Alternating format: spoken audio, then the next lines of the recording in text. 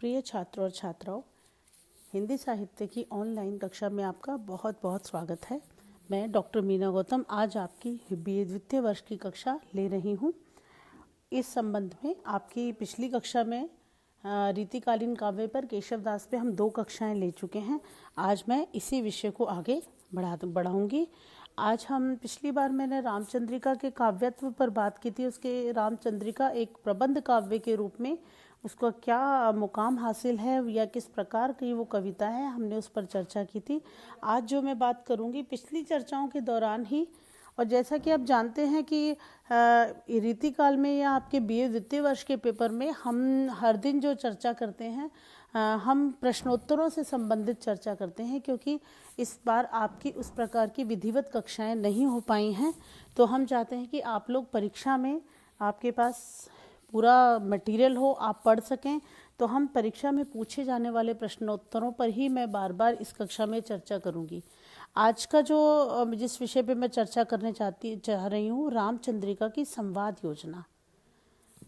जब मैं रामचंद्रिका के प्रबंध काव्यत्व पर चर्चा कर रही थी तब मैंने आपको इस बात की ओर इशारा किया था, इस और एक कहा था कि रामचंद्रिका संवादों की दृष्टि से रीतिकाल की एक महत्वपूर्ण महाकाव्य है। रीतिकाल का एक महत्वपूर्ण प्रबंध काव्य है, क्योंकि इनके रामचंद्रिका का जो सबसे महत्वपूर्ण, और पिछली बार मैंने 1-2 संवाद आपके भरत और कैकेयी के जो बीच के संवाद थे उस पर मैंने आपसे बात की थी। जो हम अगर रामचंद्रिका के संवाद की बात करते हैं, रामचंद्रिका के संवादों की जो सबसे महत्वपूर्ण बात है वो कहीं ना कहीं है, पहली बात नाटकीय शैली। नाटकीय शैली की वजह से ही इनके जो संवाद हैं उसमें मतलब एक अलग से एक रोचकता इनमें बनी रहती है, और नाटकीयता है या शैली की जो नाटकीयता है वही कहीं ना कहीं रामचंद्रिका के संवादों की मूल शक्ति है। और संवाद योजना ही रामचंद्रिका की प्रसिद्धि का मूल आधार है। रीतिकाल की कोई भी काव्य कृति अगर प्रबंध काव्य बहुत कम रचे गए हैं रीतिकाल में, फिर भी रामचंद्रिका के समकक्ष नहीं ठहर सकती, उसके बराबर में नहीं टक्कर ले सकती। और कभी रामचंद्रिका को जब हम पढ़ते हैं तो हमें हमेशा लगता है कि केवल कथानक ही किसी मतलब प्रबंध काव्य को या किसी काव्य को महत्वपूर्ण नहीं बनाता, लेकिन उस कथानक का जो उचित विकास है किस प्रकार हो, संवादों का जो उत्कृष्ट स्तर पर जो उन्होंने प्रयोग किया है, ये बहुत महत्वपूर्ण है इस कृति के बारे में।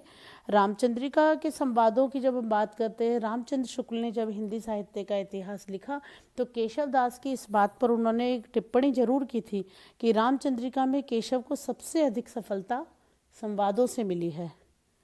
और हम देखते भी हैं कि कहीं ना कहीं इनके संवादों में एक तो नाटकीयता होने से रोचकता बहुत बनी हुई है, और आरंभ से अंत तक एक सजीवता यहाँ पर दिखाई देगी।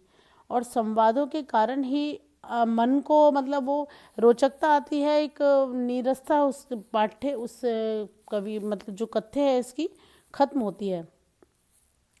और इनके जो संवाद हैं वो जो संबंधित पात्र हैं उसके व्यक्तित्व को उद्घाटित करने में बड़े महत्वपूर्ण हैं।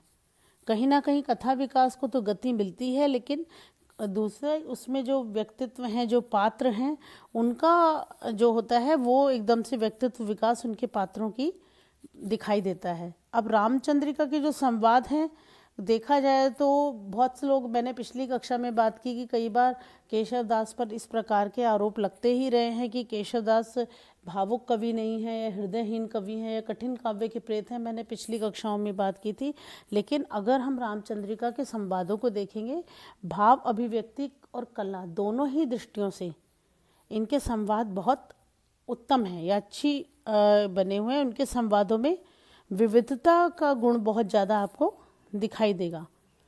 और दूसरा कि इनके संवादों को अगर एक ही प्रकार की भावभूमि पर अगर हम खड़ा कर दें तो तब उस प्रकार की मतलब वो चीज़ें उसमें वो प्रभाव उसका नहीं पड़ता है।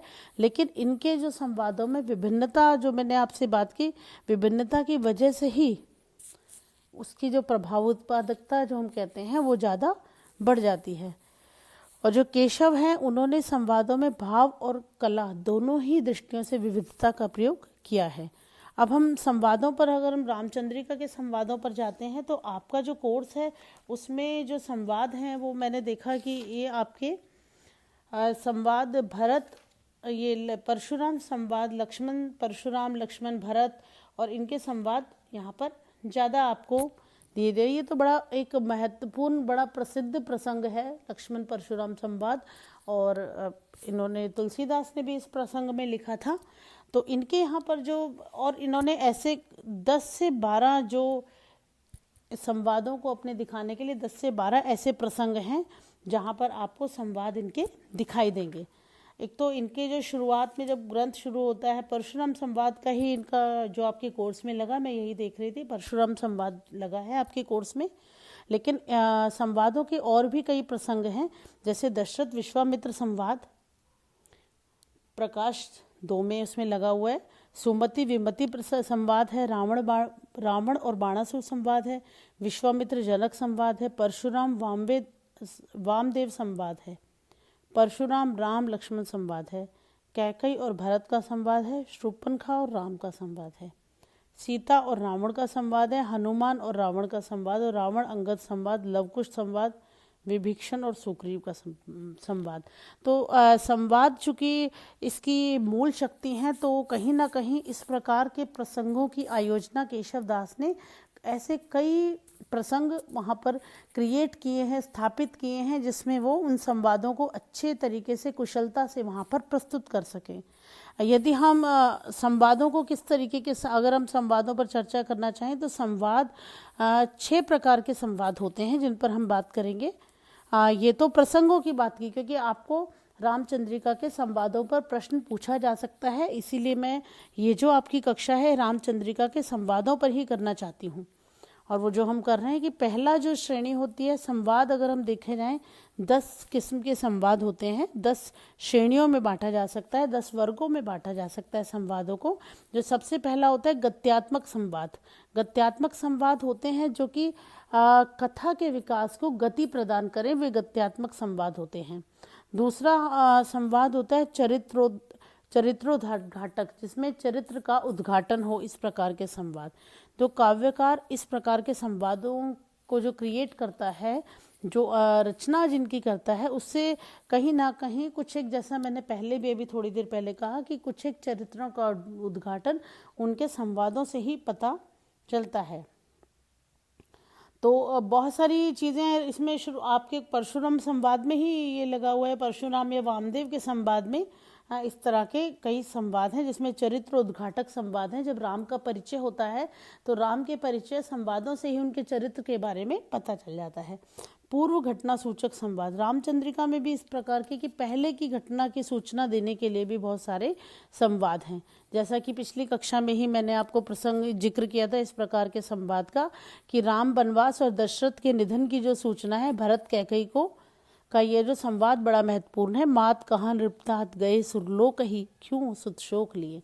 तो बहुत बड़ी घटना है, लेकिन एक संवाद के माध्यम से ही कथा का विकास तो हुआ ही, लेकिन पूर्व घटना की सूचना देने के लिए संवाद का प्रयोग करते रहते हैं। और चौथी जो कैटेगरी, चौथी जो श्रेणी आती है, प्रश्नोत्तर मूलक संवाद की आती है। ऐसे बहुत सारे संवाद इसमें दिखाई दे जाएंगे आपको। व्यंग्यात्मक संवाद अगली श्रेणी है। व्यंग्यात्मक संवाद का जो प्रसंग है वो अंगद रावण संवाद और परशुराम लक्ष्मण संवाद में भी दिखाई देते हैं। तो ये, और जो छठी श्रेणी जो आती है वो भावानुकूल संवाद, जो आंतरिक भावों को, पात्रों के आंतरिक भावों को अभिव्यक्ति देते हैं, वो भावानुकूल संवाद होते हैं। ऐसे बहुत सारे, परशुराम और शिव धनुष भंग में जब परशुराम क्रोधित हो जाते हैं तो परशुराम के भाव जो निकल कर आते हैं वो भावानुकूल संवादों में दिखते हैं।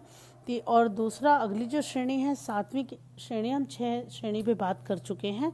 अंगद रावण के जो कूटनीतिक संवाद हैं, जिनको कूटनीतिक संवाद है अंगद और रावण के, कि जब रावण अंगद की भावनाओं को भड़का कर राम का विरोधी उन्हें बनाने का प्रयास करता है, तो वो कूटनीतिक संवाद भी हैं। परिचयात्मक संवाद भी हैं। रामचंद्रिका में ऐसे बहुत सारे संवाद हैं कि एक दूसरे का परिचय देने लेने के, उसमें जो परिचयात्मक संवाद, पात्र अपने परस्पर परिचय देते हुए चित्रित किए जाते हैं। और नाटकीय संवाद, नाटकीय संवाद बड़े महत्वपूर्ण होते हैं और रामचंद्रिका में इस प्रकार के संवादों की भरमार है। नाटकीय संवादों में पात्रों के हाव भाव व्यक्त होते हैं, व्यक्त करने की क्षमता होती है। रामचंद्रिका में मैंने कहा कि इस प्रकार के बहुत ही संवाद हैं। अब हम देखें, अब ये 9 किस्म के संवाद हैं और अंतिम जो मैं करूँगी जो रामचंद्रिका में मिलते हैं, आध्यात्मिक किस्म के संवाद, जिसमें कवि आध्यात्मिक तत्वों का विश्लेषण करता है और जो 2 पात्र होते हैं कुछ एक विषयों पर अपनी अध्यात्म, जैसे कि अगर आप कोर्स के अपन बाहर जाकर बात करेंगे तो ये आपके इसमें शायद अपने इस कोर्स में तो आपके नहीं लगा हुआ है, लेकिन इसमें भी श्री राम और वशिष्ठ के आध्यात्मिक संवाद यहाँ पर बने हुए हैं। और जो भ्रमर गीत है इनका भंवर गीत के अंदर गोपियों और उसमें भी आध्यात्मिक संवाद हैं। तो अंत में मैं यही कहना चाहूँगी कि रामचंद्रिका की जो संवाद योजना है वो बहुत ही मतलब अद्वितीय है कविता के उसमें, और कहीं ना कहीं एक सजीवता चेतनता इन संवादों की मूल मतलब शक्ति है इन चीज़ों की। और दूसरा कि चारित्रिक विशेषताओं को दिखाने में और कथा के विकास को आगे बढ़ाने में केशव के जो संवाद हैं वो बहुत ही स्वाभाविक हैं, सहज हैं और बहुत ही प्रभावशाली हैं। और सहजता और शिल्प चमत्कार उसकी नाटकीयता जो है और मौलिकता के कारण जो रामचंद्रिका में जो अनूठापन है, जो विशिष्टता है और जो रामचंद्रिका की पहचान है कहीं ना कहीं वो संवाद ही हैं।